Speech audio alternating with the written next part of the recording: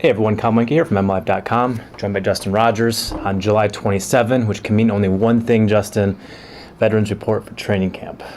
Lions are getting rolling this week. No practice today, but Caldwell spoke, as did Stephen Tulloch and Dominic Raiola, and they'll be hitting the practice field tomorrow, Justin. And you get the real sense that this team is after this whole offseason and all the changes and the implementation of the new schemes, this team is ready just to get on the field and get this thing rolling.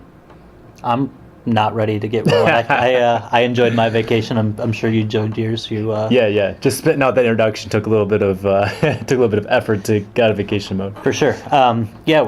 We got training camp upon us. We're looking at a lot of different things here. Team is largely the same outside of the coaching staff. Those are big changes. We're going to see new schemes, and really the thing I'm watching most is Matthew Stafford's progression. Mm-hmm. The NFL is a quarterback's league. You only go as far as your quarterback will take you. It certainly wasn't all on Stafford. The second half collapse last year, but his stats mirrored their struggles. This has been the summer of Stafford. They've brought in a coaching staff. They've brought in weapons from Eric Ebron to Golden Tate to make him better, to surround him, to give him the best chance to succeed. Caldwell today told us he's improved in every aspect of his games. He dropped a lot of the buzzwords people like to talk about, the footwork, the mechanics. And so this is going to be the year where we're really going to watch and expect Stafford to take that next step into the upper echelon of quarterbacks if this franchise is going to move forward.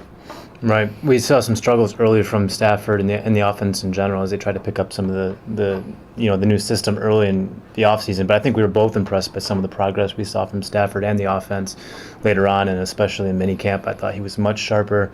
And you're right, this has been the summer of Stafford. You hired a head coach who's worked with Peyton Manning, your top free agent signings, a receiver, your top draft picks, pass-catching tight end. I mean, they've definitely invested in making this thing work with Stafford. And this team is going as far as Matthew Stafford takes them, and I think he's capable. But obviously, he needs to become a smarter player. I think he really gets the game. He's a very intelligent guy, even football-wise, but he's just made risks he doesn't have to make, and he's paid the price for it, I think, in the past. And it'll be interesting in camp to see just how far he's come, I think, in that decision-making with this system. Flipping around defense, I'm really looking forward to seeing Darius Slay. With Chris Houston gone and the Lions not adding any significant cornerbacks or even an improvement in the safety, I think they're definitely counting on Darius Slay to become their number one corner and to play well. That's their biggest hope for an improvement there in the secondary. A secondary that I thought was pretty bad last year. And of course, you're still playing against Aaron Rodgers and Jay Cutler and all the great receivers who are in the NFC North.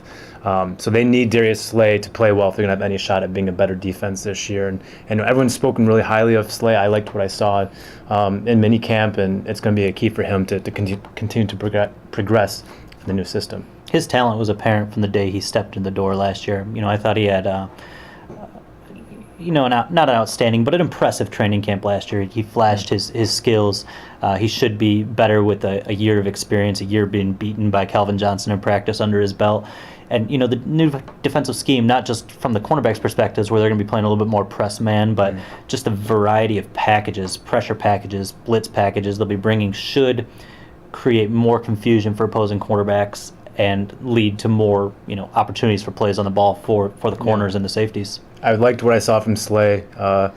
He's so athletic. We always talk about his size, his 6 foot, his speed, that 4.36 speed. But a big component of this defense is going to be playing press man, something you can't really see when they're in shorts during minicamp and during OTAs. So Slay did look very good. I'm curious to see, though, once they strap on the pads in camp, just how physical he is in the press man. That's something we haven't seen yet, and I think will be a key for him to picking up the scheme. I don't know if we'll see the best of Darius Slay this year. I do expect, improvement. I'm worried more about the depth of the position. Yeah. I think Rasheed Mathis is fine, but I'm not sure how durable he is. And then after that, you got Greenwood, Green, Cassius Vaughn, a lot of guys with limited track record. That's a position where there's a lot of injuries that are sustained, and you can't expect two guys to stay healthy for 16 games. I think that's maybe the glaring weakness coming into camp. A lot of talent for the Lions, but also a lot of questions, and it's certainly going to be an interesting camp, I think, for them, especially as they pick up this scheme and Jim Caldwell gets going with this first season in Detroit. And just a few weeks left until that Week 1 game on Monday Night Football. Just a lot of work to be done before then. We get it all rolling tomorrow on Monday, so keep it right here at MLive for all your coverage. For Justin Rogers, I'm Meinke.